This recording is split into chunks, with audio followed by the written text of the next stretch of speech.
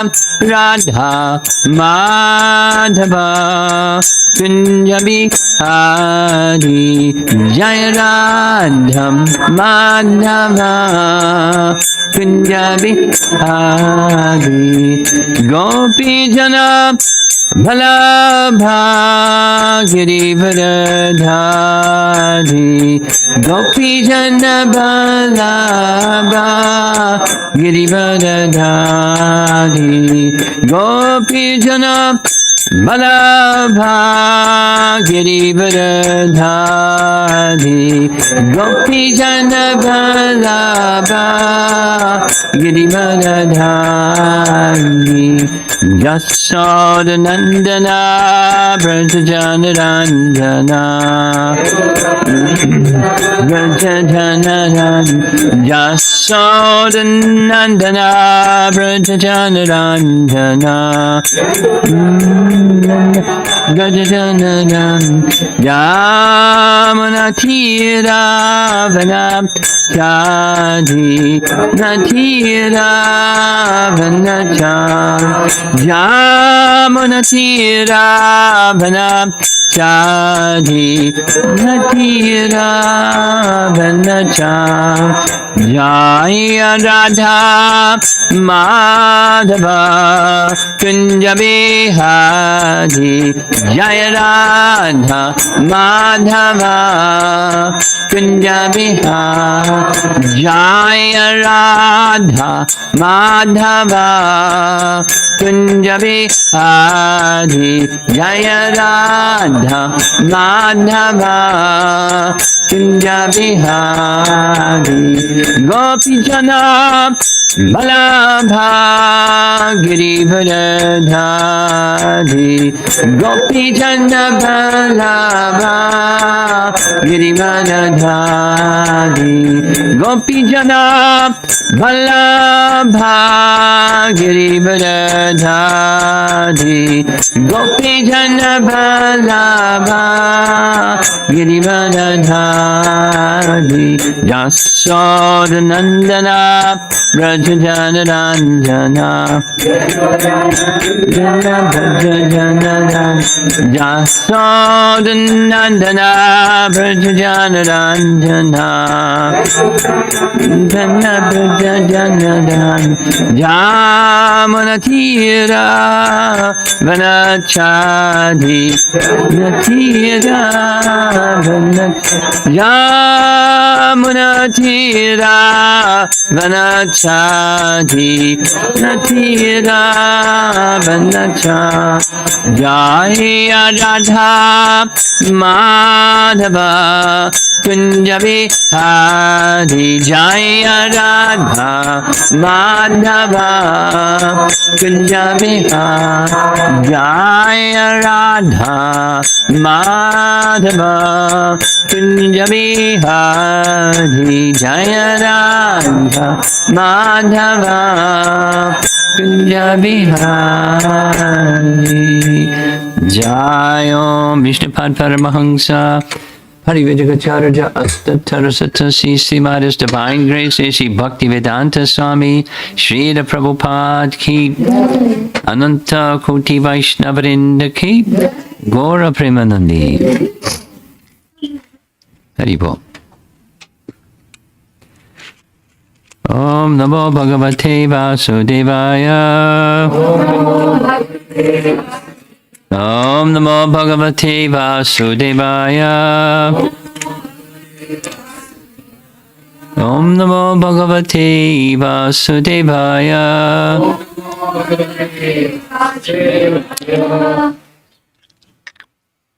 We're going to begin with a little extra special message here.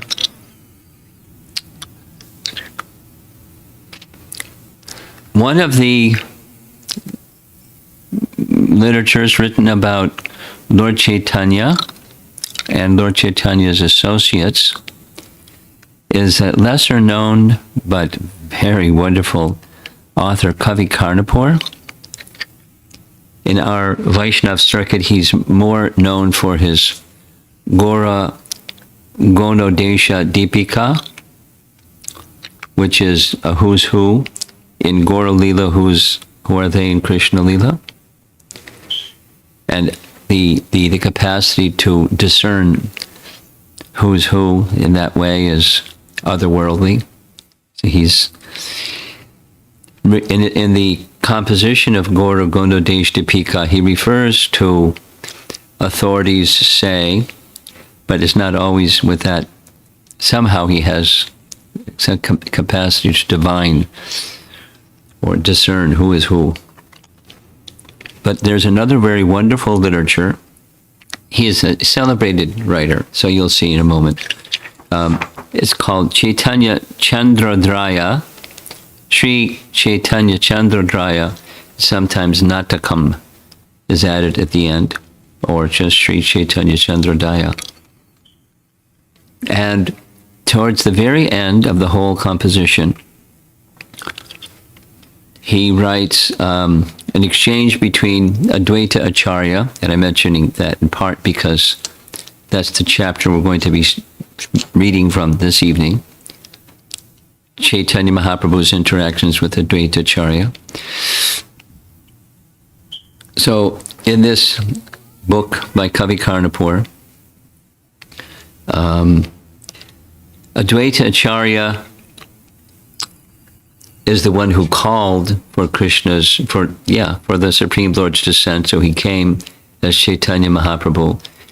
Advaita Acharya knew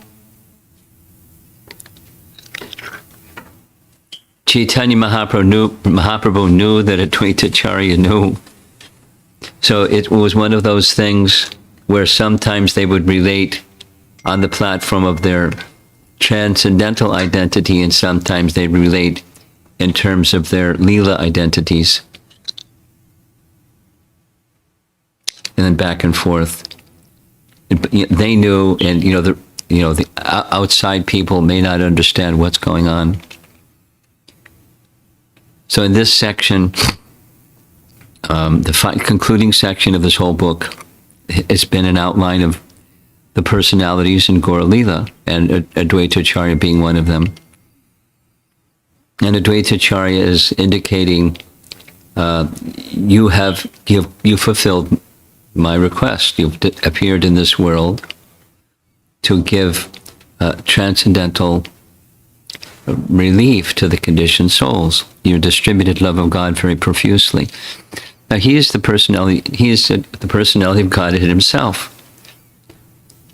He is Mahavishnu, or as we were discussing yesterday, he is also understood in Chaitanya Charitamrita in Adi Leela as Sadashiva. And so there's lots of detail with that topic. But he's the Lord, but he's calling for the Lord to descend. I mean, he could have done it himself, right? Because he's the Lord. But it's part of the Leela that he's calling the original personality of Godhead to descend. So he descends. So here's the discussion. Just reading the translation. Chapter 10 starts with text 279. Advaita, what more may you do to please me? O Lord, you have revealed the most confidential pastimes of Lord Krishna. You have crushed the age of Kali, and you have described the secret meaning of devotional service in pure love of Krishna. You have brought all auspiciousness to the devotees, expert at relishing the mellows of transcendental pastimes. You have openly revealed the ecstatic, pure devotional love felt by Sri Radha, the crest jewel of the gopis. I have one request. I think material piety, economic development, and sense gratification worthless and insignificant. I don't want impersonal liberation. I only want that in the next life I may have the association of your devotees. Now this is Leela oriented because he's Mahavishnu.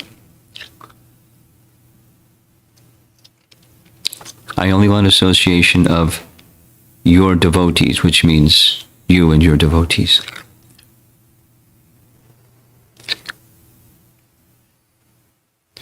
Sri Chaitanya, so be it. I will go to Vrindavan, and there I will accept you as my associates. This is a promise to us, followers of Lord Chaitanya, just by becoming attached to Lord Chaitanya. Think of the consequence of being attached to other forms of the Lord. Be attached to Lord Chaitanya. He goes to Vrindavan, and with my sweet pastimes, I will fill your hearts with bliss. To you, who have faith in Vrindavan, I will give splendid spiritual forms like my own. That is what I will do for you. Those whose hearts are bound to me in this form of Sri Chaitanya Mahaprabhu, even if your rasas are friendship or servitude of Sri Sri Radha Madhava or Lord Dwarkadish, or if your rasas are friendship or servitude of any of my other incarnations, I will make you eternally liberated associates in Goloka Vrindavan.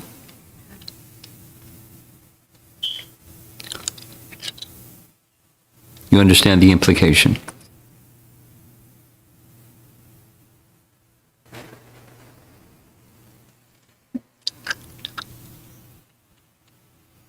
Advaita, so be it. By your desire, may you give us all different eternal forms and different eternal residences. We will eternally remember your wonderful transcendental pastimes. I pray that until the end of the kalpa, what's a kalpa? Day of Brahma, right? Kalpa? Day of Brahma. The end of the day, that's a long time.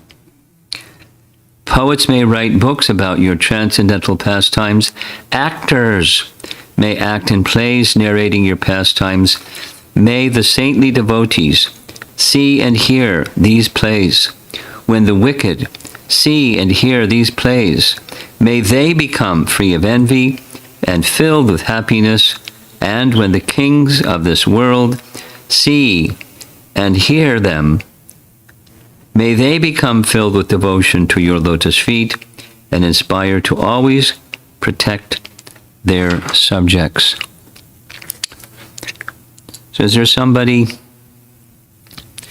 it's too late now because Gaur Purnima is upon us shortly, and the COVID times is also. A request, pass on this request to somebody in the congregation that likes dramas. Pick up, because this is a drama. It's an act. The act closes, and then there's an epilogue. Somebody that likes dramas can take the script and perform the drama, following Kavi Karnapur. Walk in his footsteps and see what happens.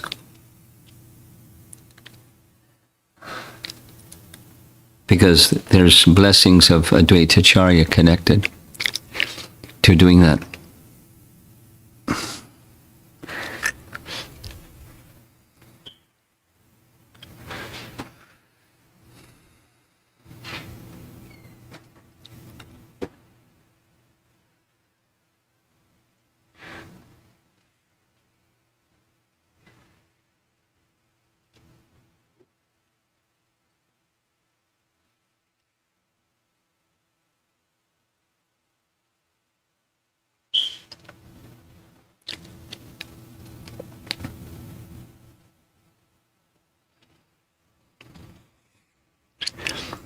As we've been reading, there's passages where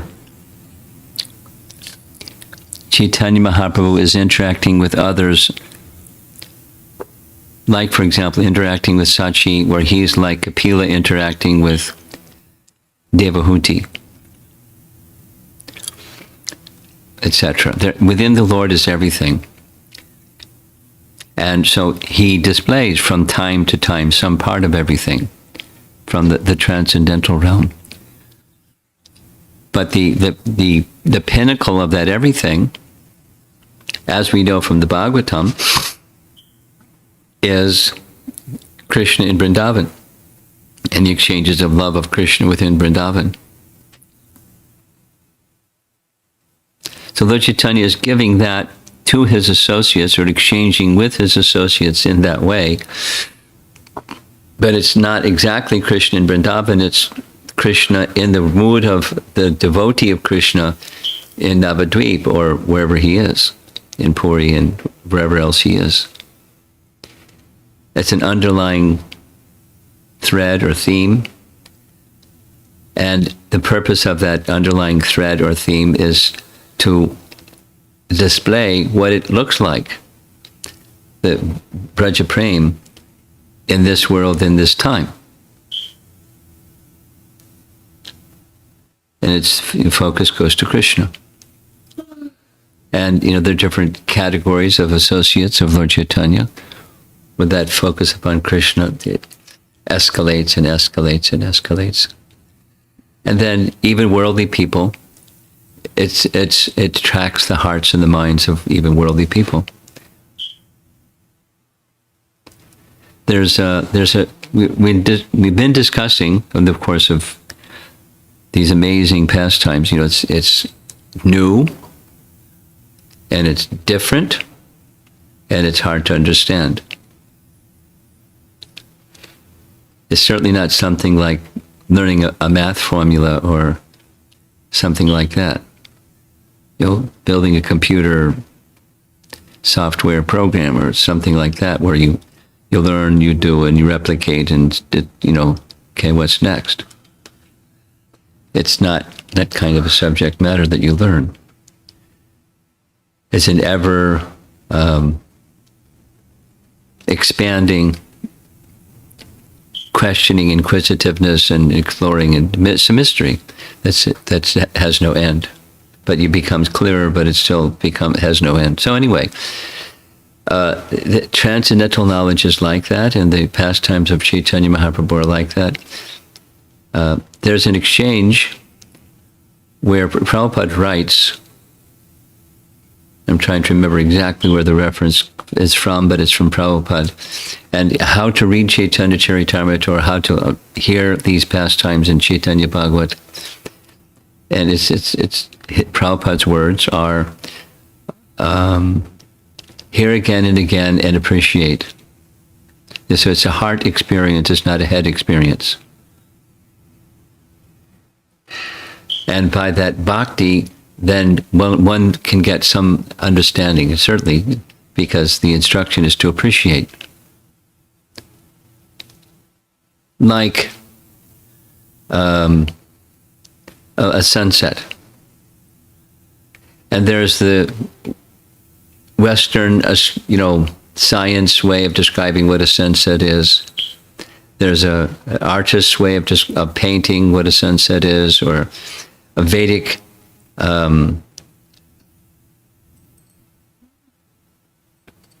depiction of what a sunset is. And then there's what a sunset is. And so it's the message is just appreciated. Trying to understand is especially, the mercy feature of Lord Chaitanya, giving these things that we just read. Loving exchange, revealing the exalted position of Radha as a position like us. And so Lord Chaitanya is revealing that through his teachings and his pastimes. So try to appreciate. Hear again and again and try to appreciate. That's what we should do. That's Prabhupada's instruction of what we should be doing. You tired? Yeah.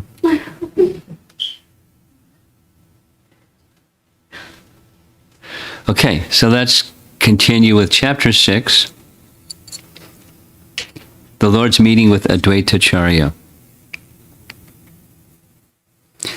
All glories to Sri Krishna Chaitanya Chandra, who is the fully independent Supreme Personality of Godhead and the abode of transcendental pastimes. All glories to his eternally pure activities. Sri Gaurasundar is the controller of all other controllers, the Lord of the universe, and the embodiment of transcendental knowledge. All glories to his devotees, and all glories to the dancing of his beloved associates. All glories to Gaurachandra, the life and soul of the universe. Please give your lotus feet in charity to my heart. All glories to the all-auspicious Vishwambar. All glories to the servants of Gaurachandra. All glories to the life and soul of Paramananda Puri. Who is that? Paramananda Puri is one of the initiated disciples of Madhavendra Puri, or he is a godbrother of Lord Chaitanya's spiritual master. All glories to the life and wealth of Sarup Damodar. All glories to the dear Lord of Rupa and Sanatana. All glories to the Lord, who is the heart and soul of Jagadish and Gopinath. There was a pastime where, in the childhood, it was an Ekadasi day, and Nimai was crying, and they tried this and that, and nothing worked. So they finally asked him, what is it? Jagadish has prepared nice prasad for their deity. On this Ekadasi day, I want that prasad. And when you offer to the Lord, you don't give only Ekadasi prasad or bhoga, you give everything. He wanted. So they sent a messenger, and Jagadish said, how did he know? We made special prasad for Ekadasi. So they were and Nimai ate it, and he was happy. And they understood something is different about this young Nimai. All glories to the Lord of Govinda, the doorkeeper. Oh, Lord, please glance mercifully on the living entities. In this way, Gaurachandra, in the association of Nityananda, enjoyed Sankirtan pastimes with the devotees. Now here in the Madhya Khanda about the arrival of Advaita Prabhu and his meeting with the Lord. One day, Mahaprabhu, in the mood of the Supreme Lord, lovingly instructed Ramai. Now, Ramai is a nickname for one of the brothers of Srivas, but all their names starts with an S, but one has this Ramai nickname. Ramai, go to the house of Advaita and inform him that I have manifested. Tell him that the Lord he worshipped for so long, the Lord he cried for, the Lord he fasted for, that Lord has now manifest. He has appeared to distribute devotional service. He should come immediately to join him. Also, secretly inform him about Nityananda's arrival and whatever else you have seen. Tell him to quickly come here with his wife and articles for my worship. Because that's something that Advaita Acharya wanted to do. He didn't want Lord Chaitanya to be in this student mode. He wanted to reveal the fullness of his divinity, his opulence, his absolute personality of Godhead position. Being ordered by the Lord Ramai, the youngest brother of Srivas, remembered Lord Hari and immediately left. Ramai was overwhelmed in ecstasy and did not know which way he was going. Simply by the order of Sri Chaitanya, he arrived at his destination. Ramai Pandit offered his obeisances to Advaita Acharya, but he was filled with such ecstasy that he was unable to speak. By the influence of devotional service, the omniscient Advaita already understood. Quote, the order of the Lord has arrived. On seeing Ramai, he smiled and said, I guess you have come here to take me. With folded hands, Ramai Pandit said, You know everything. Please come immediately. Acharya Gosai became overwhelmed in ecstasy. He did not know anything. He even forgot his own body. Who can understand the grave characteristics of Advaita? Although he knows everything, he acts like an ordinary person. Quote, Where is it stated that the Supreme Lord advents among the human beings? In which scripture is it said that the Lord would incarnate in Madhya? Your brother, Srivas, knows everything about my devotional service, renunciation, and spiritual knowledge. Ramai was fully aware of Advaita's characteristics, so he did not reply, but smiled to himself. Such are the unfathomable characteristics of Advaita. They are auspicious for the devotees and impediments for the miscreants. He further said, O Ramai, Pandit, tell me, what is the reason for your sudden arrival? When Ramai Pandit understood that Advaitacharya had become peaceful, he cried and spoke to him as follows, The Lord you worshipped for so long, the Lord you cried for, the Lord you fasted for, that Lord has now manifest. He has come in order to distribute devotional service. He has ordered you to join him. Take the 6 ingredients for worshiping him. The Lord has ordered you to come with your wife. Nityananda Sarup has arrived. He is the Lord's second body and your life and soul. You know him very well. What can I tell you? I am fortunate enough, if I am fortunate enough, I will see you all together. As soon as Advaita heard this from the mouth of Ramai, he raised his hands and began to cry. As he cried, he fell unconscious to the ground in ecstasy. On seeing this, everyone there was astonished. After a while, he regained his external consciousness and roared loudly. He repeatedly exclaimed, I have brought my Lord! I have brought my Lord! Because of me, the Lord has come from Vaikuntha.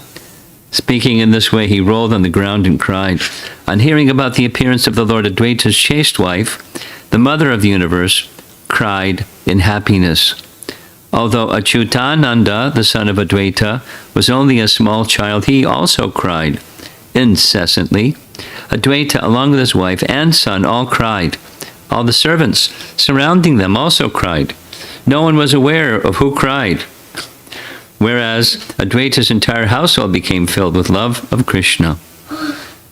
Although Advaita tried to compose himself, he was unable to do so. His body continually rocked back and forth in ecstatic love of God. He said to Ramai,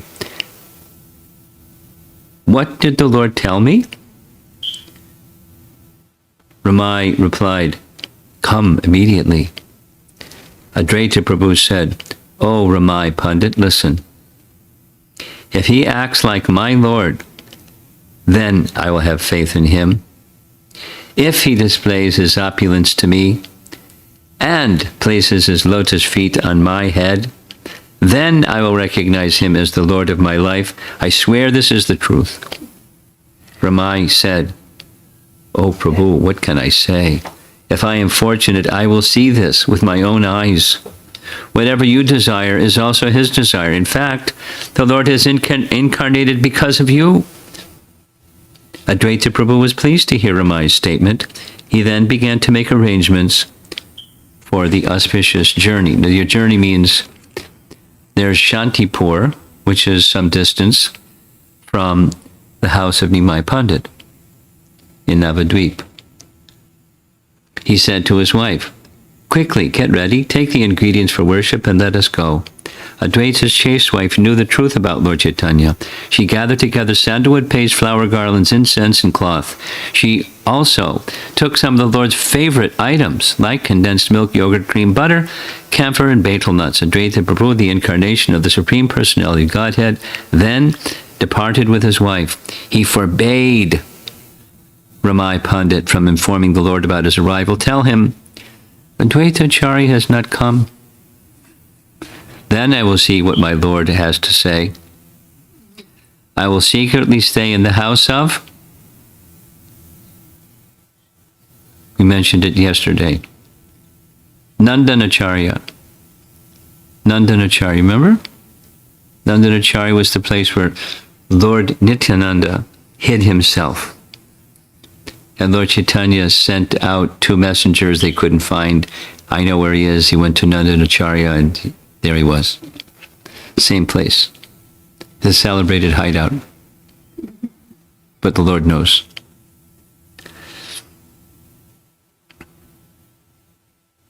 I will secretly stay in the house of Nandanacharya, but you tell him he has not come. Lord Vishwambar, who resides in the heart of everyone, understood Advaita's resolution. Knowing about the arrival of Advaitacharya, the Lord went to the house of Srivas Pandit down the road. Almost all of Lord Chaitanya's devotees gathered there by the will of the Lord. Everyone could understand that the Lord was absorbed in ecstasy. They all became anxious and stood there silently. Then, Lord Tridasha Rai roared loudly and sat on the throne of Lord Vishnu. The Lord repeatedly declared, Nada is coming. Nada is coming. Nada wants to see my opulences. Nityananda knows the Lord's desire. With this understanding, he held an umbrella over the Lord's head. Understanding the situation, Gadadhar offered camphor and betel nuts. Everyone present served the Lord according to his own favorable mood. Some offered prayers, some offered various services. At that time, Ramai arrived there. Before Ramai could speak anything, the Lord said to him, Nada has sent you to test me. The Lord rolled his head and said, Nada is coming. He knows me well, yet he always tests me. I know Nada is hiding at the house of Nandanacharya, and he has sent you to test me. Quickly, go and bring him here. I'm gladly saying this with my own mouth. Ramai Pandit then happily went and explained to Advaita everything that the Lord had said. On hearing him, Advaitacharya floated in waves of ecstasy. Having fulfilled his purpose, he immediately went to the Lord. Advaitacharya and his wife offered obeisances from a distance and then recited prayers as they approached the Lord. They came before the Lord, surrendered at his lotus feet, which award fearlessness, and saw his matchless beauty which enchants the entire universe. The Lord's enchanting beauty defeated that of millions of cupids, and his effulgent body resembled molten gold. His pleasing face defeated the beauty of millions of moons. He always bestowed mercy on Advaita Acharya. His 2 arms, decorated with various ornaments and jewels, resembled 2 golden pillars. His broad chest was decorated with the mark of Srivatsa and the Kaustubha gem. He wore earrings shaped like sharks and the Vaijayanti garland. His unlimited effulgence defeated that of millions of suns. Rama, the goddess of fortune, sat at his lotus feet, and Ananta held an umbrella over his head. Ananta is Lord Nityananda, right? No one could discern whether the shining objects at the Lord's feet were toenails or jewels. Very poetic. Standing in a threefold bending pose, he smiled as he played a flute. Advaita saw the Lord, his associates, and his ornaments as full of effulgence. He saw personalities with 4 heads, 5 heads, and 6 heads, offering obeisances to the Lord, and he saw personalities like Narad and Shukadev offering prayers with awe and reverence. He saw a beautiful woman resembling Ganga sitting on a shark and offering obeisances to the Lord. He then saw the 1,000-headed Anantashesh offering prayers to the Lord as the effulgent demigods watched on all sides.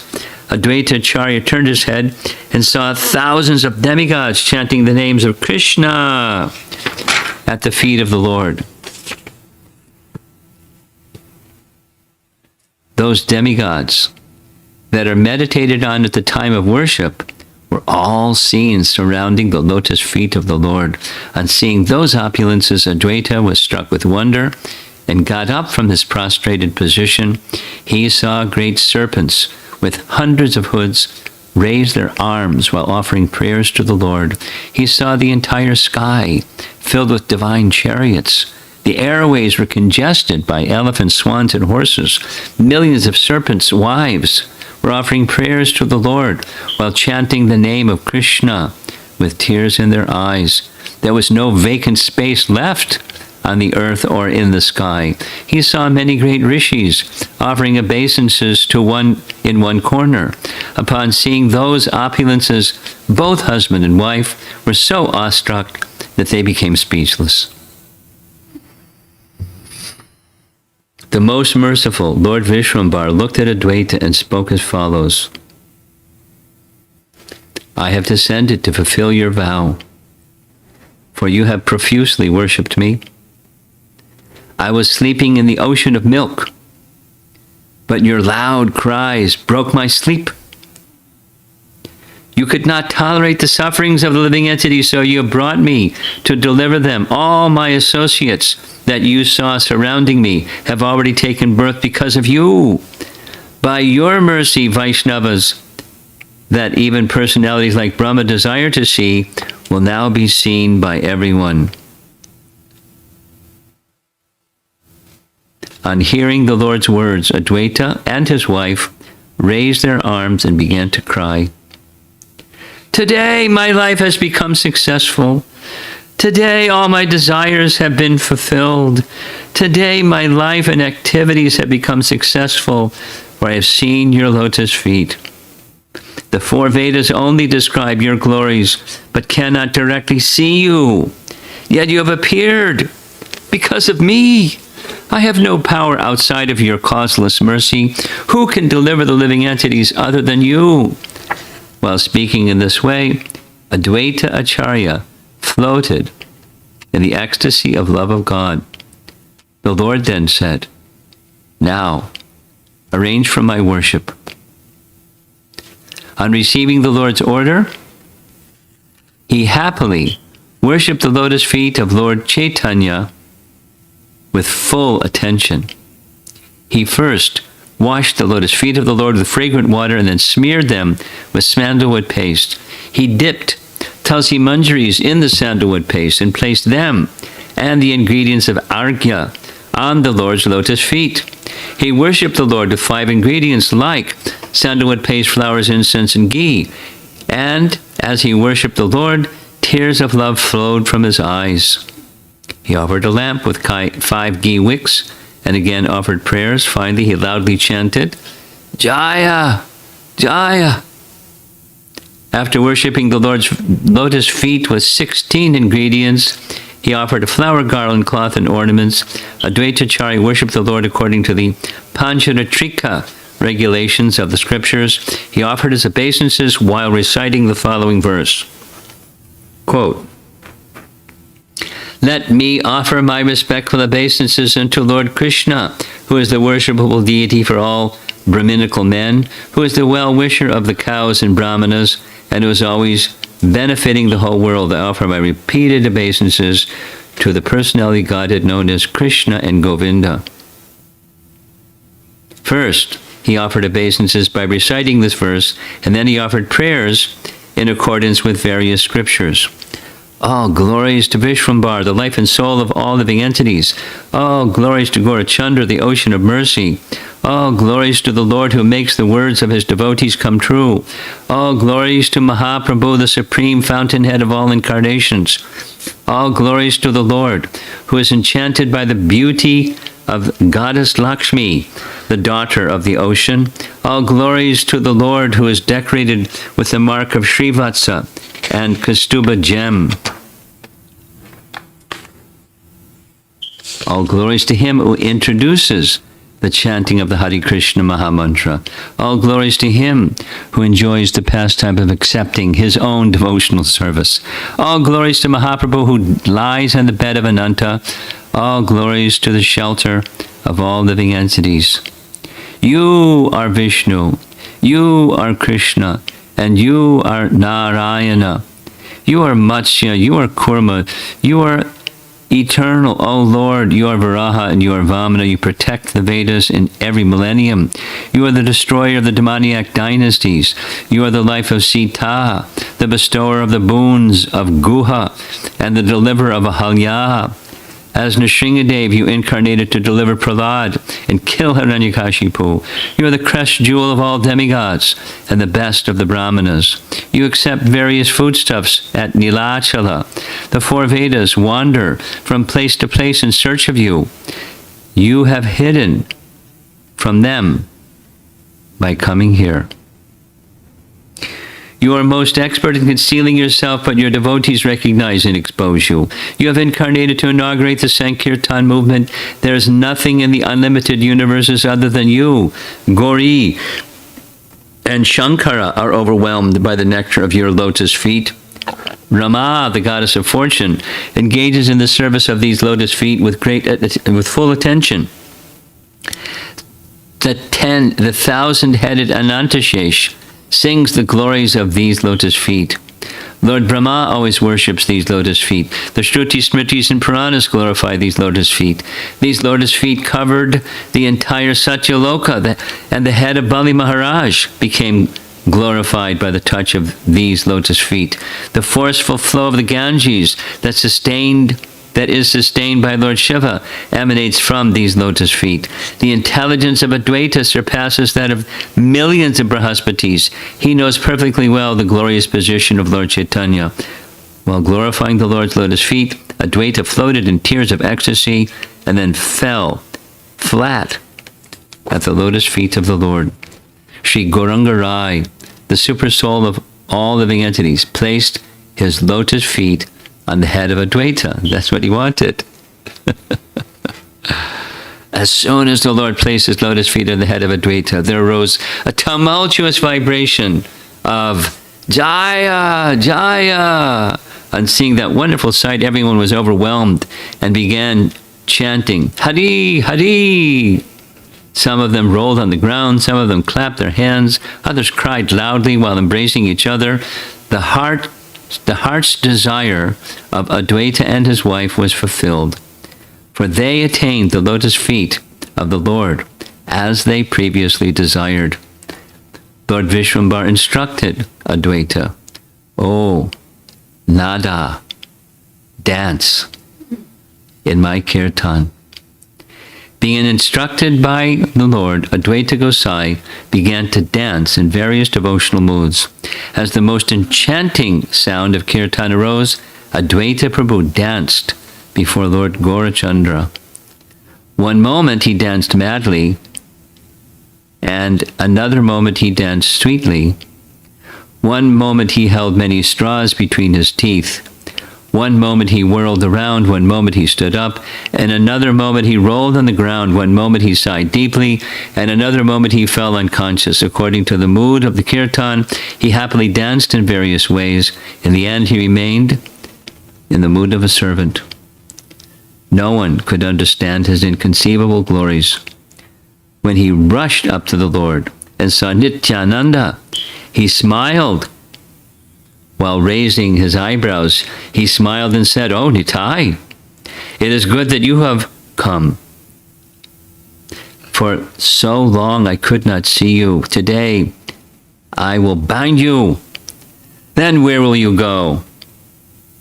Sometimes Advaita addressed Nityananda as Prabhu, and sometimes he called him a drunkard. Nityananda Roy smiled at the behavior of Advaita. They are actually one, but they became two for the sake of Krishna's pastimes. I have already described how Nityananda joyfully served Lord Chaitanya in various forms. In some forms he advised the Lord. In some forms he meditates on the Lord. In some forms he becomes the Lord's umbrella or bed, and in some forms he sings the glories of the Lord. All the most fortunate souls know very well that there is no difference between Nityananda and Advaita. All their pastimes of quarreling together that you see are the inconceivable sporting of the Lord. The exchange of love between these two resembles the exchange of love between Ananta and Shankara, for they are both dear forms of Sri Krishna Chaitanya.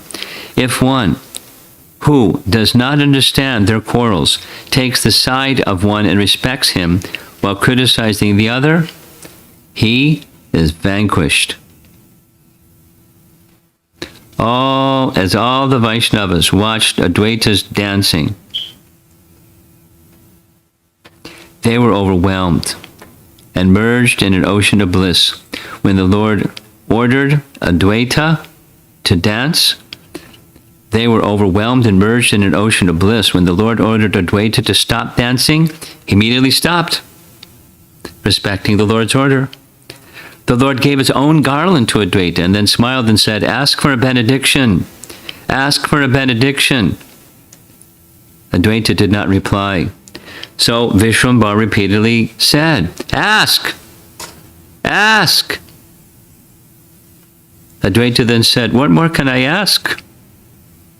I have already received whatever I desired. I have danced before you. Now all my desires have been fulfilled. O Lord, what can I ask for? What more is there? I have directly seen your incarnation. What should I ask for? You know well what I lack. What is there that you do not see with your transcendental vision?" Lord Vishwambhara rolled his head and said, "I have manifested because of you. I will preach the chanting of the holy names from house to house, so that the entire universe will dance as they sing my glories. I will distribute that devotional service for which personalities headed by Brahma, Shiva, and Narada undergo austerities. This I assure you."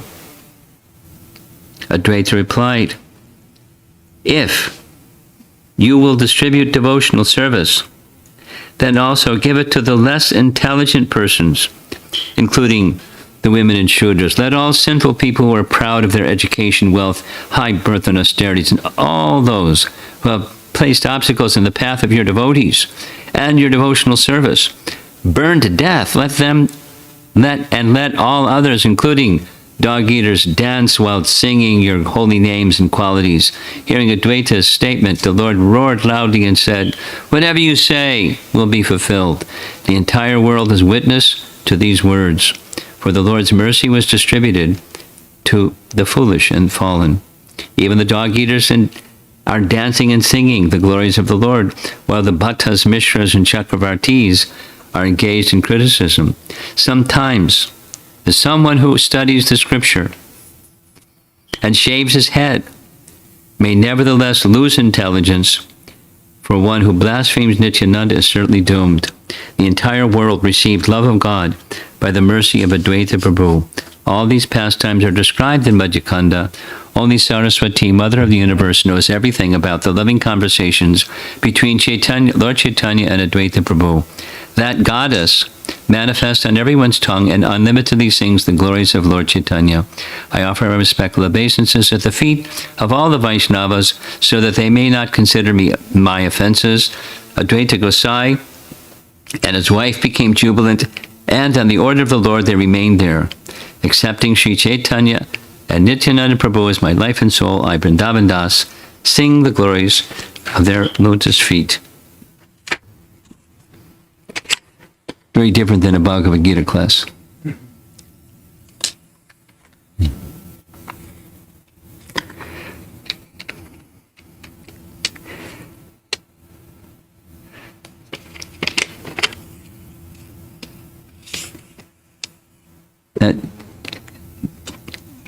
Before Lord Chaitanya's appearance, Advaita Acarya, we have this picture in Navadvipa seat of higher learning and all of that. And there were at least, there's a spectrum, but two categories of personalities, the devotees and the non-devotees, the suras and the asuras.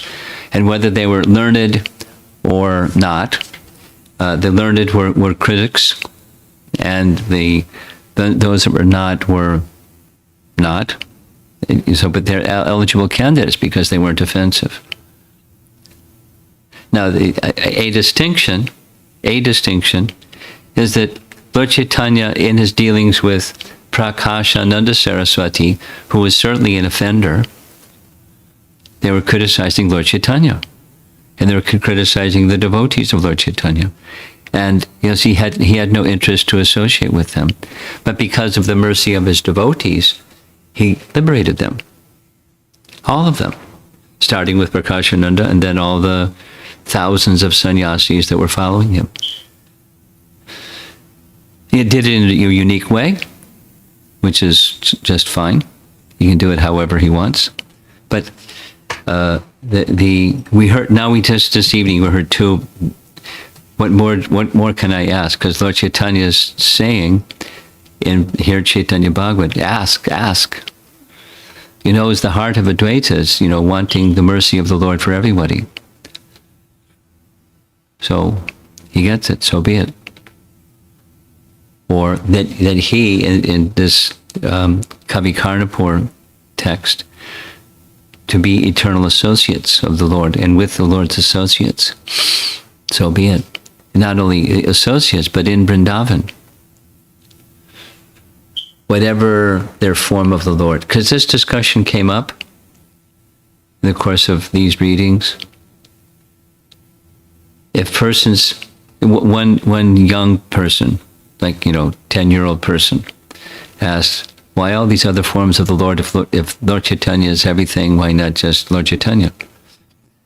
Because within Lord Chaitanya is everything, and here is this promise: whatever their worship is, if they become devoted to Lord Chaitanya, whatever their worship is, the worshipable Lord is, whatever their rasa is, whatever the flavor and mood of devotion is, whether it's Dwaraka or Mathura,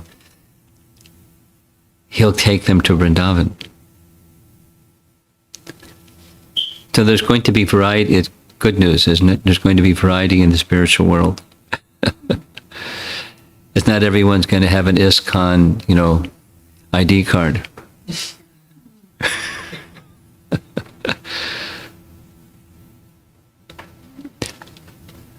There's going to be variety in the spiritual world, but the goal, as Prabhupada would often say, the goal is to become a lover of God. And in this age, the congregational chanting of the holy name is that means. And any of the names, and we like this Hare Krishna mantra name. And we want what it's meant to bring. Not material benediction, but awakening of love of God. That's Lord Chaitanya's gift. Indiscriminately. Whew. It's powerful literature, isn't it? Yeah. Waves of the ocean. And whoa, there goes another wave.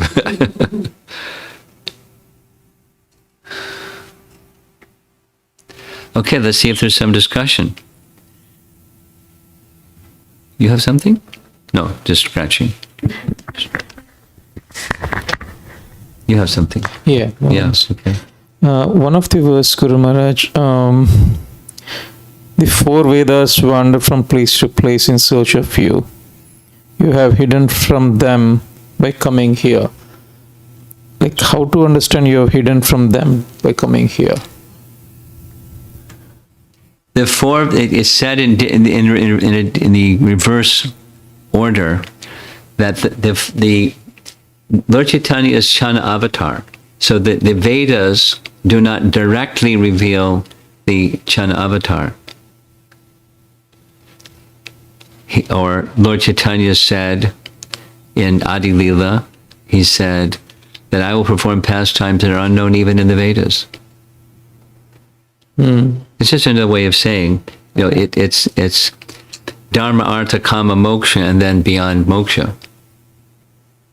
I'm going to perform pastimes that are beyond those four. And for those that are don't have faith, they won't understand. But his purpose is, of course, to have them understand or to have them enter into that realm of devotional service that's beyond the Sayuja liberation idea. So, That's what it means. Thank you very much. Anything else?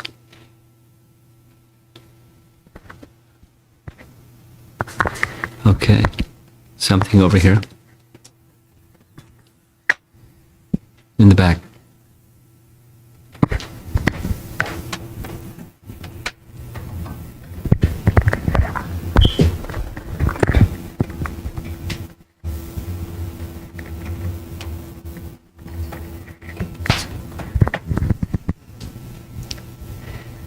Hare Krishna, Guru Maharaj. These pastimes and all are really deep. I try to relate more to the pastimes between the Lord and Lord's devotees than Lord and Lord himself in the mood of separation. I mean, the connection I feel towards Mahaprabhu or Mahaprabhu's mission is more stronger when we read about the devotees of the Lord in Chaitanya Leela. Stronger than what? I mean, more relatable and stronger than the feelings of Mahaprabhu towards himself as Krishna. The separation feeling. You feel a stronger attraction for Lord Chaitanya than you do for Krishna in Vrindavan. Is that what you're saying? Yeah. Is that what you're saying? That is also there. What? That's also there, Maharaj. But the pastimes when we see between Mahaprabhu and his devotees in the Chaitanya Leela, and the pastimes like separation feeling, Chaitanya Mahaprabhu going through a lot of painful kind of feelings. I mean, I'm thinking like, if you don't understand that extreme part, is it okay just to be in this mood of how Mahaprabhu's mercy towards, how merciful nature of Mahaprabhu towards the devotees? Sure. That's okay.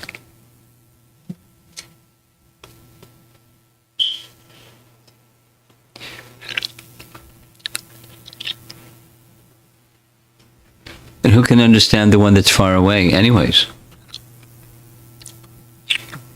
Even Vrindavan Das is saying, who can understand? What to speak of the later pastimes, who can understand? It's more proximate what he's doing here.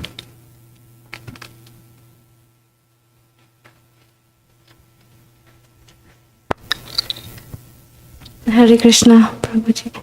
So, my question is that whenever I meet people who have devoted their whole life to Krishna, I love Krishna too, but when I meet sannyasis or people like you are wearing saffron clothes and you have devoted your whole life to Krishna, or when I go to Bhakti Center, I just feel awe. I get in awe and I just feel overwhelmed also sometimes. I know that Krishna is so loving, but I know how difficult it is to live in material world and to just leave everything. I just wonder also how people are able to do that. I know we have love, but like the way you have devoted your life, and there are so many people who have devoted their complete life, it just makes me wonder and I feel overwhelmed. Well, let me say back that I don't know how people who live in the world, in family life, and having all the responsibilities and this and that, can do it. I'm in wonder and awe at how they can do it. You follow? Yeah. I mean, it's one thing to be a bachelor, and it's another thing to be a sannyasi. And it's one thing to be a grihamedi, and it's another thing to be an actual grihastha. I was having a conversation today with someone, first written, then verbal, we spoke. They spent 30 years following the carrot because mom and dad wanted them to be successful, and so they followed what mom and dad said. Be successful means, you know what it means, the material picture paradigm. Education, do well, and all of those things. And they didn't meet devotees until they were 30. And their realization today is there was no happiness. It looked like the promise was, but there was no real happiness. And they don't want their children to go through the same. Now, how do you do that? And I don't, don't have small children to look after like some people do. How do you do that? To me, it's what you like your expression. How do you do it? I'm in awe of those that can do it. And it's not easy, those that are doing it, to do it. It takes something. It takes something from above into one's life to be able to do that successfully and, lovingly.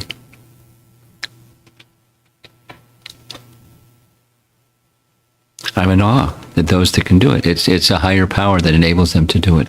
That's how it's doable. So, for some, this is suited. For some others, that's suited. So, one should select that situation that's suited. Call for mercy and strive to please the merciful. That's how it's done. So as a sannyasi, the duty is not just to wear a certain color cloth, but the inside matches the outside. And for a grihastha, same. Not the grihamedi, but Krishna is my life and soul. And then when that is the case, then the home becomes different.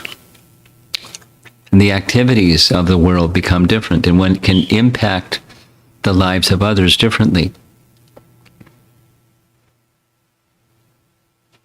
When Lord Chaitanya, an example of this, is when Lord Chaitanya left Puri, he was a sannyasi with his long arms raised and singing Hari Haraya Nama Krishna Yadavaya Namaha, Gopal Govindaram Sri Madhusudan, names of Krishna in ecstatic love. And as he was walking down the, whatever the roads looked like then, a path probably, people came from their homes to the edge of the path, or the little roadway or whatever it was. And they saw him and they were moved. And he would then raise his arms and have them sing loudly, and they would sing loudly, and he would dance and they would dance, and they became filled with love of God. And crowds then followed him, and they wanted to stay with him and just be with him. They forgot everything. And Lord Chaitanya then instructed them, no, you stay, go back to your village, and you encourage others in this very same way. It was multi-level marketing. And so they went back and filled with the ecstasy of Lord Chaitanya. They inspired others in the same way. In this way, Krishna Das Kaviraj writes, love of God was spread throughout South India. That by contacting electricity, one becomes electrified and touches another, who becomes electrified, who touches another. So he didn't go everywhere and interact with everyone. He interacted with some. So that's the life of a sannyas. And then the householder that receives, that wants, that isn't the other kind, the critic kind or materialistic stock kind, but they receive inspiration, and then inspired, they connect with others that the sannyasi isn't going to connect with. Your life interacts and intersects with a whole group of people that the sannyasi isn't going to meet. So you can be a conduit for that descending. And that's how the social structure is meant to function. It's just in it. So it's this is suitable for one, and that is not suitable for the same one. So this is suitable for me, and something else is suitable for somebody else. The real challenge is to be in the receiving and giving mode properly. A follow-up question, but sometimes when you are in Grahastha, you feel the sannyasi life so attractive, and you just get attracted to it so much, but then you are not able to cross the line. And sometimes... Cross the line means? As in, you cannot become a sannyasi because you are a grahastha, but you feel that life is so attractive because you would be more closer to God probably, or you would devote the whole time doing everything for God. Sometimes when we are too emotional, but you can apply that same principle in your grahastha life. Put it as a question. Is it possible to do the same thing in grahastha life or not? Is it possible to dedicate everything to Krishna in grahastha life or not? I think so, yeah. It's possible. Yeah. It has its challenges, for sure. Sannyas has its challenges, for sure. Take your pick. And you pick that which is suitable.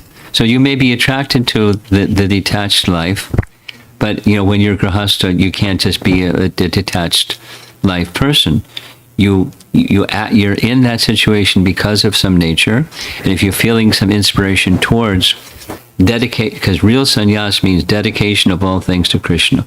That's it, chapter 5 Bhagavad Gita. That's 101 lesson. Real renunciation is attachment to the Supreme, whether it's a sannyasi or a grahastha. The outside looks different, the inside looks the same.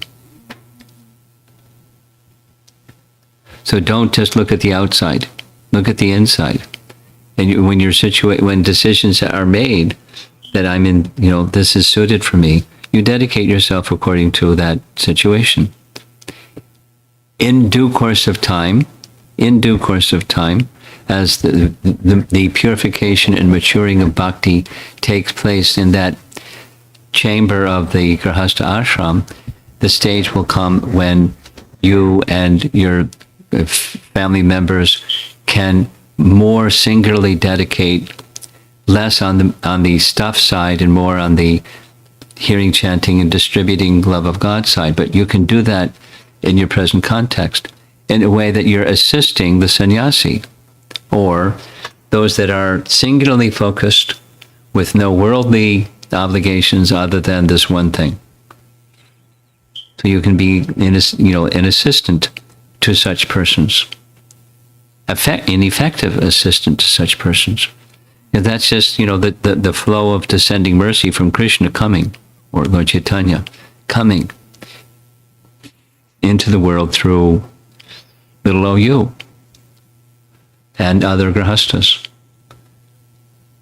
Numerically, are there more grahasthas or more sannyasis in the world?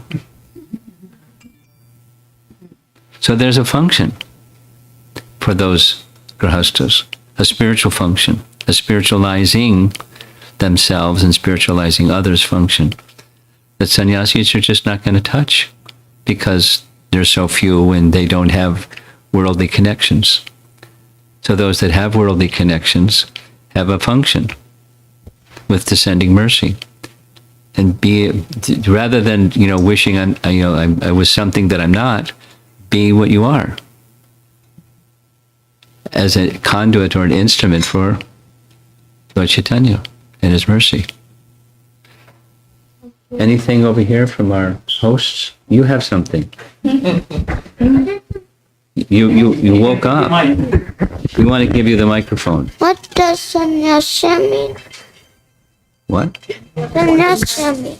What does sannyas mean? Sannyas means wearing one of these robes, not having a home, and not having a wife, and not having children, and not having a job, and not having a bank account, and not having worldly stuff. That's a sannyasi, a vow of renunciation from worldly stuff and singular dedication to service of the personality of Godhead. That's a sannyasi. Okay?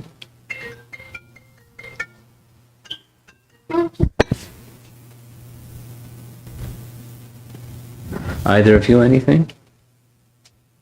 You're a host. You got to say something. Everyone talk. Okay. Yeah. Can you give him the microphone? Sorry. Sorry. Yeah. Just one question that based on what Chaitanya Mahaprabhu selected Gaya and Madhya to give the mercy, because they did lots of bad karma. They did bad karma. But why only they got selected? Oh, then not only they. That's just a sample. Okay, just to prove that with holy Yeah. name you can. Yes. Okay. Now, there were other persons, and we don't hear the details of those other persons, but abundantly there were other persons. And when the other, bad karma people saw what happened with Jagai and Madhya, they became lifted up too, just by that example. Not like they were afraid of getting the Sudarshan chakra on their neck, but they saw what happened, the transformation that happened. It was like, wow. So it had an impact. And it helped those people that were bad to become purified and follow a similar path. But there were many others. There's many others. But the book would have become too big, so they just... Yeah. Yeah. So it was already decided that these two souls will come as a Jagai Madhya, and then Mahaprabhu will. Well, when you say already decided, what do you mean by that? Was it like a script and they were just following a script? Yeah. Is that what you mean? Yeah. They're actually associates of the Lord that were performing a function on behalf of the Lord by becoming degraded. So they were objects of affection, naturally so. Already, you can say, it wasn't just a script that they were reading from the drama the part they're supposed to play. They were recipients of Lord Chaitanya's mercy. They did real bad stuff. And didn't, they were drunkards, and they were womanizers, and they were thieves, and they were bad. So the way that Chaitanya Bhagavata describes, it's like this long list of all the sinful things, and there's no sinful thing they didn't do hundreds of times.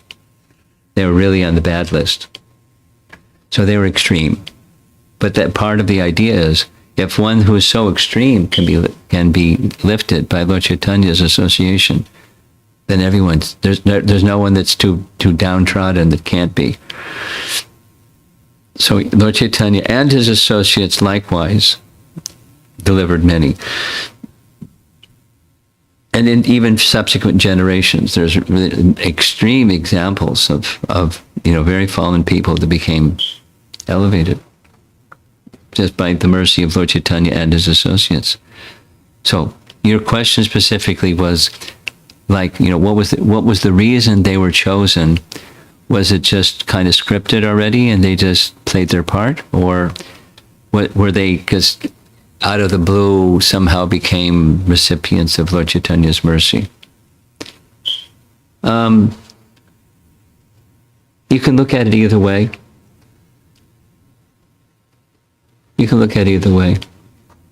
Like, a nice example of this is Acarya in Krishna Lila. Mm-hmm.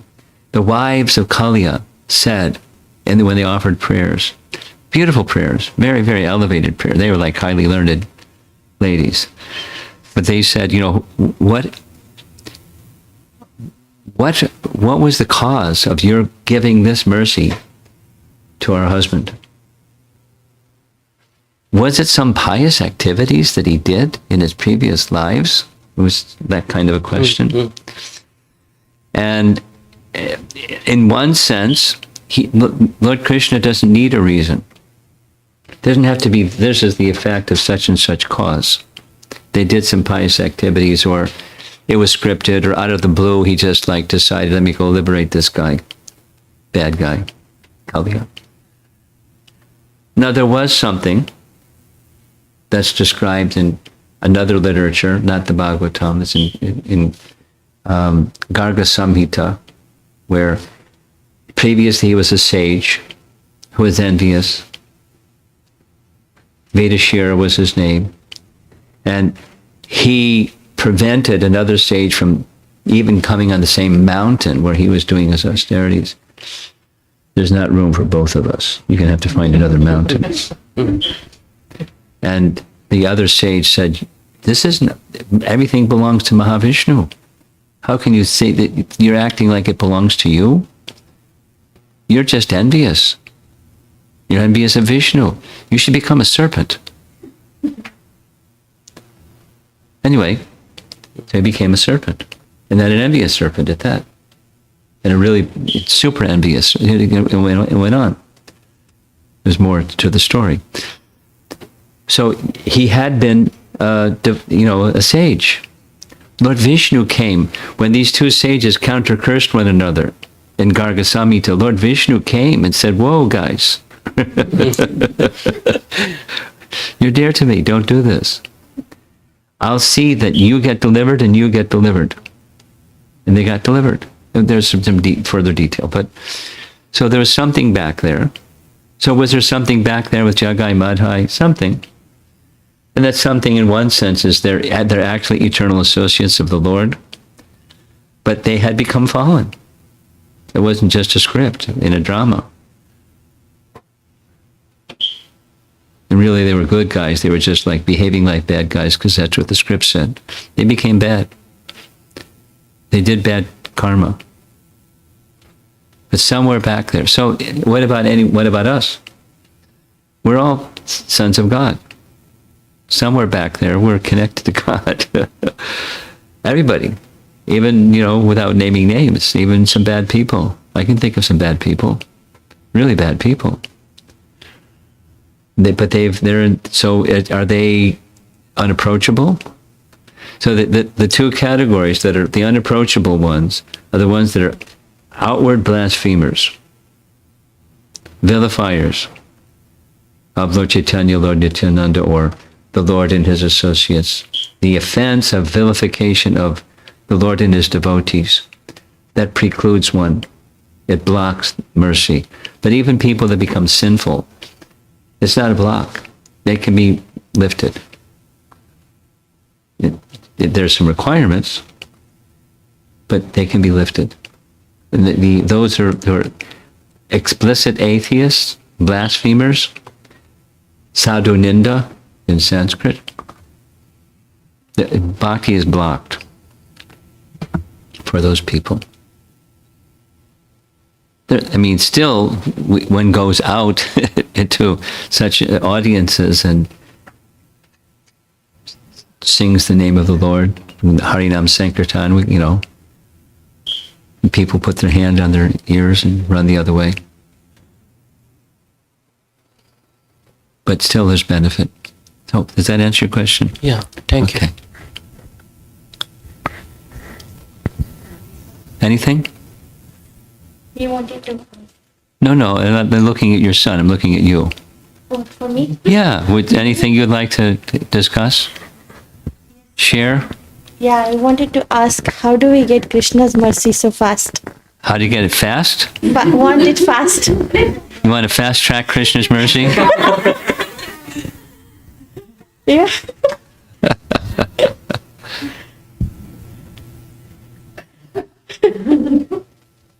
He's saying you don't want that. You can't do that. You can't do that. Well, there's this saying, you can't hurry Krishna, but you can Hari Krishna. How's that? Thank you.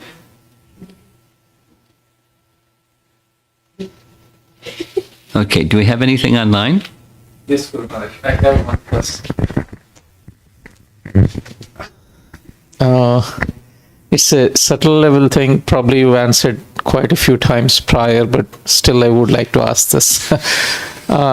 In this text where Mahaprabhu kind of instructs Advaita to dance. So I personally, what I feel like there are like highs and lows in the emotions where sometimes I do feel to dance, but personally I don't dance or do kirtan, or even if I do kirtan, everyone will run away. So is that like I need to go more into deep, like more focus on my sadhana to get there, or it whatever I do is like I continue, that's not my cup of tea of kirtan or dance or anything?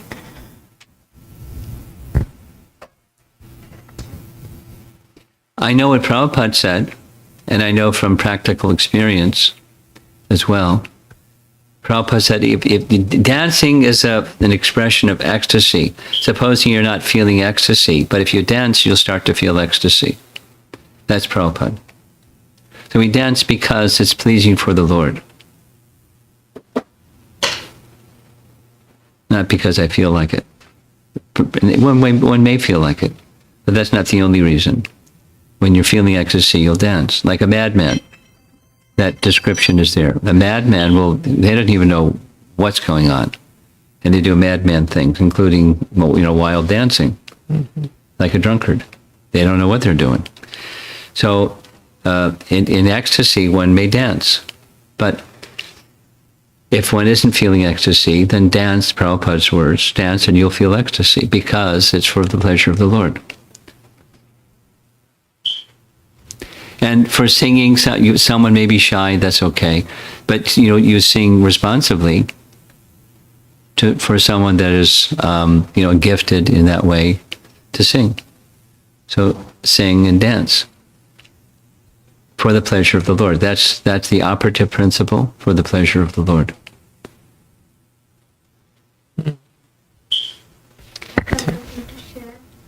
Like I used to feel same thing, like body conscious, that people will look at me and when I dance.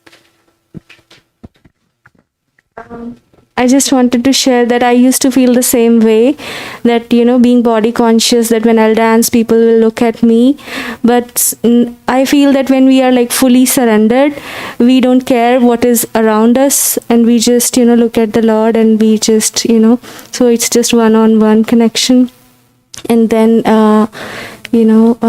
Nice. it feels good. Yeah. Good. Online. Let's go online. Hare Krishna. Two questions from I'm missing her initiated name, sorry. Shalini Tarwar Mataji, Snehavali Mataji. Snehavali. The first question, this is from the previous sessions, which is related to Prakashananda Saraswati and Sarvabhauma Bhattacharya. They were both impersonalists, but one got more mercy from Lord Chaitanya than the other.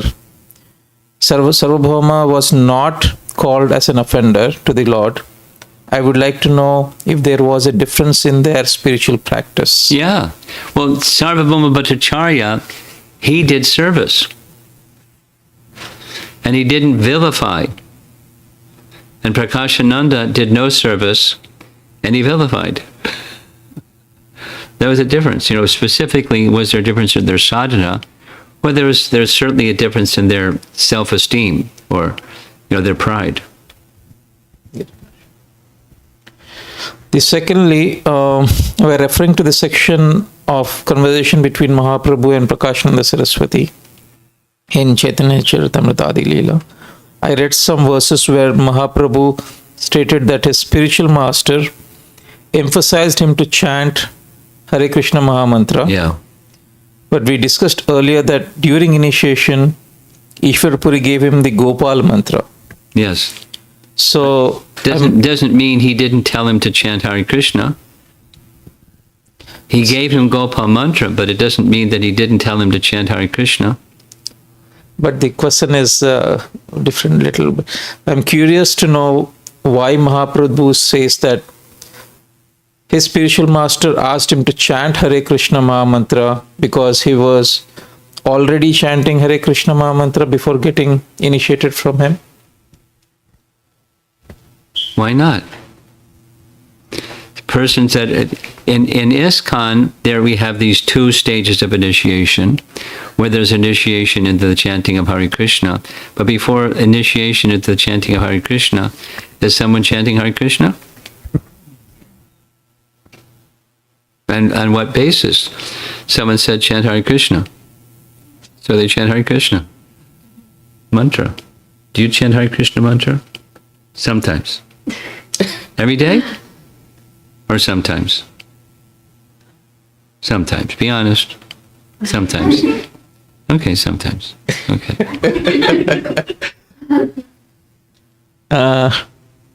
Question from Sundari. Guru Maharaj, please forgive me if this is an ignorant question.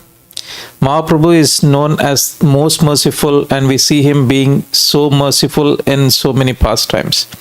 At the same time, we hear pastimes where he is very strict. Yeah. How do we see both sides of Mahaprabhu? How do we see the mercy in his strictness? Well, his strictness was person specific and principle specific.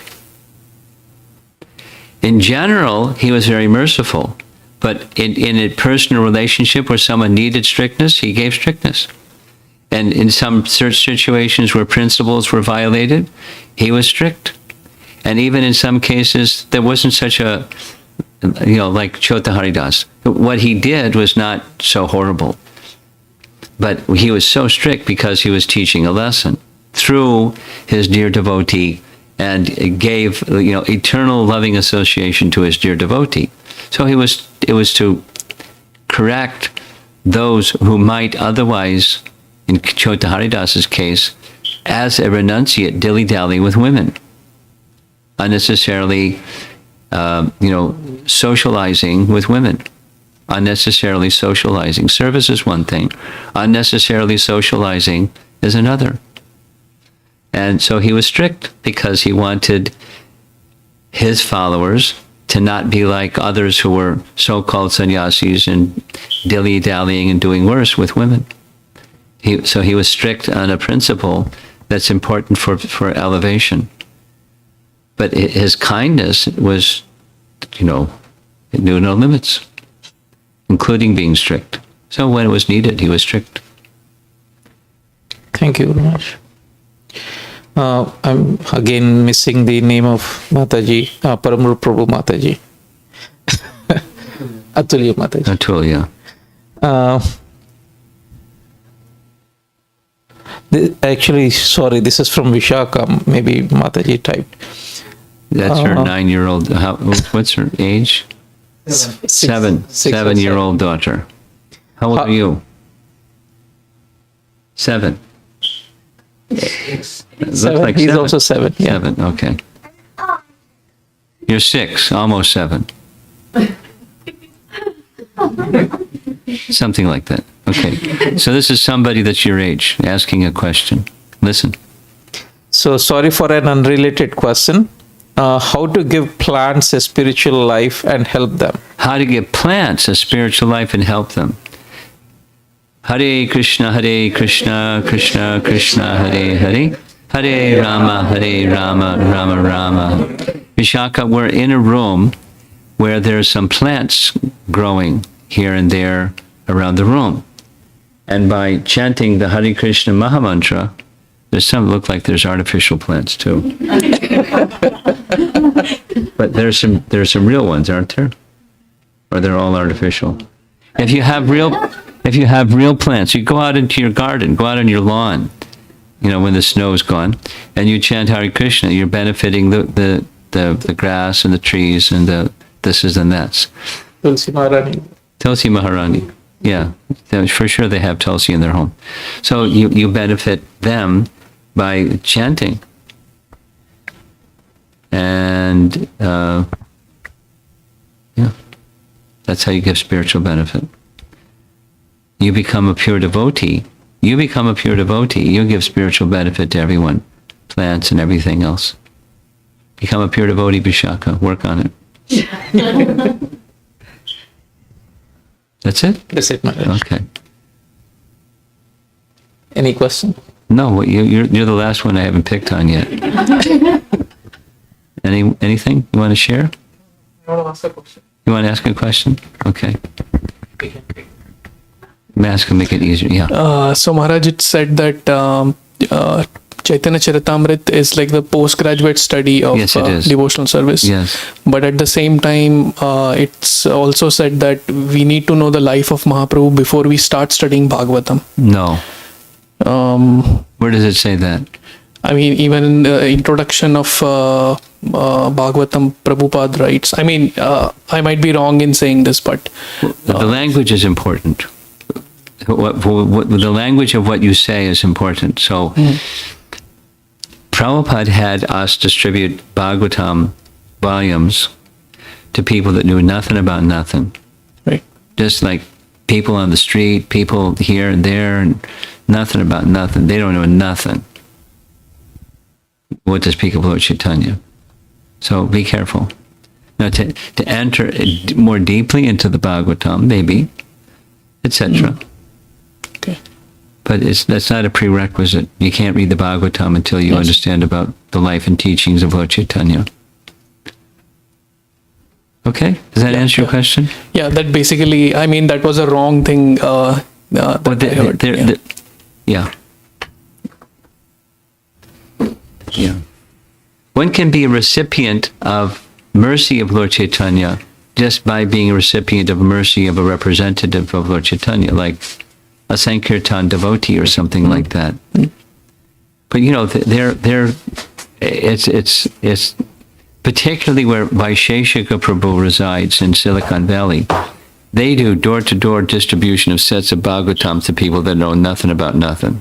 Right. Not just a volume, but a whole set. And people appreciate it. And then they start to learn something about the Bhagavatam and Lord Chaitanya. But you know, you can start with Srimad Bhagavatam, that's fine. Okay. Thank you. Okay.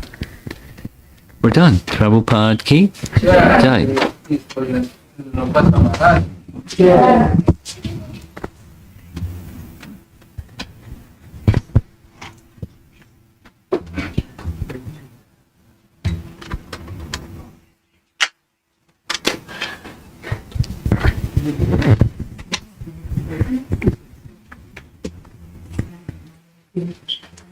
Here's Mahaprashadam from Mad and Mohan.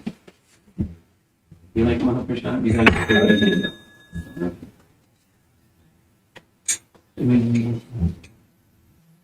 guys